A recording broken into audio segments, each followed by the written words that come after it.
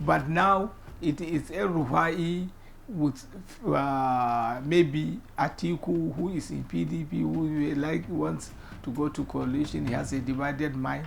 So you cannot take an individual, meaning individualistic, to say this is a coalition.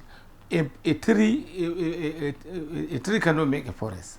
You have to get political parties that will collapse into SDP before the coalition is made. You have seen what happened in 2023. Many political parties, when Bamangatuku was the chairman, so many parties were collapsing into APC. And in this vein now, as the situation now, coalition is, we don't even have a party that we can say there is a coalition. Coalition usually what makes APC to become a coalited party is many parties have collapsed into the party. But now it is El-Rufai with maybe Atiku, who is in PDP, who wants to go to coalition. He has a divided mind. So you cannot take an individual, meaning individualistic, to say this is a coalition. A tree cannot make a forest.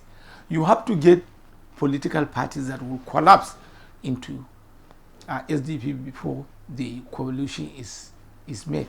You have seen what happened in 2023. Many political parties, when Bamangatuku was the chairman, so many parties were collapsing into APC. And in this vein now, as the situation now, it is not happening like that. It is, we are only talking of El-Rufai, who may likely divide even the votes of Kaduna State. He is not known in Gombe, no Maiduguri, no other states. Right. And look the situation very critically, what is happening in Delta, meaning the South, and Rivers. You take them as a block. Okay. Come to the other parts of the country, take them as a block. That will give you an arithmetic as how fast APC is moving well. All right. Tell me what you feel regarding the issue of sidelining, alleged sidelining of the Vice President Kashim Shettima. There were a lot of reports on social media, allegations that the government is not working with him, they are not giving him the privileges of the Vice President to function optimally. Tell us what you feel about this. Well, I have spoken, which I believe you have seen online, that there is, to me, the Vice President and the President are not quarreling. And if they are quarreling, certainly the Vice President will talk or the President will talk. But the Vice President came out and refuted it, that I'm staying with my President in peace. It is people who are interested for them to see that there is a problem between the Vice President and the President. These are the kind of people that are now causing this kind of rumor-mongering, because rumor-mongering in politics is allowed.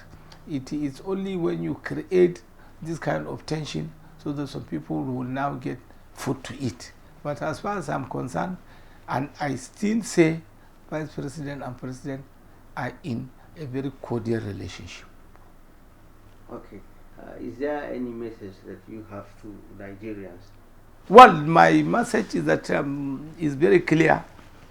You see how the many part of the country are interested to come to join APC. Let's pray that this hardship that we were buying maize at the rate of 100 and something thousand, now is 30 down to 20 something thousand.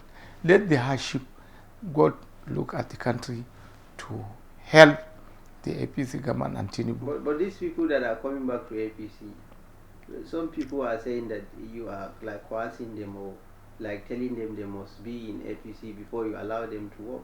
Well, so many people during the period of new PDP, we came boldly to say we are leaving the party to go and then support Buhari, and Buhari succeeded. Nobody is coercing anybody. The entire state, commissioners, members, House of Reps, the governor himself, the ex-vice president, the local government councillor, and all what have you. You are saying they are coercing all this group. Will that going to be tenable? The answer is no. You leave your party based on the fact that PDP is dead. Okay, remember recently we see Okowa, he has some issues with the EFCC, he was detained and he was released. And then a few months later we see him defect to the APC. We have seen how also Fubara, we have seen his meeting with the president abroad after the state of emergency and all that. And then we have heard from you also that a lot of governors are going to defect. What is this telling the world regarding the issue of tolerance? You see, the poignant issue is this. As far as I'm concerned, there is a need for the political situation in this country to be changed, like that of Ghana. Ghana, where a government on power has the Senate president, then the opposition has the speaker. And then they share these things, and then the constitution clearly shows that you cannot defect and leave. Then, if Ekowa is leaving because of EFCC, what about this Rika, who is just recently in Gudu High Court, and then he was a member of he was a minister. So the question is this: put individualistic problem aside. Don't intermingle it with politics. Politics is an issue of choice and interest. Anybody who is interested to leave his party, nobody is forcing anybody. I'm in Gombe, I'm a figure. Tomorrow I will leave the party if I like and go to somewhere. But I'm comfortable with what the party is doing. And I remain with my good governor. That's I hire. I'm ready to help him.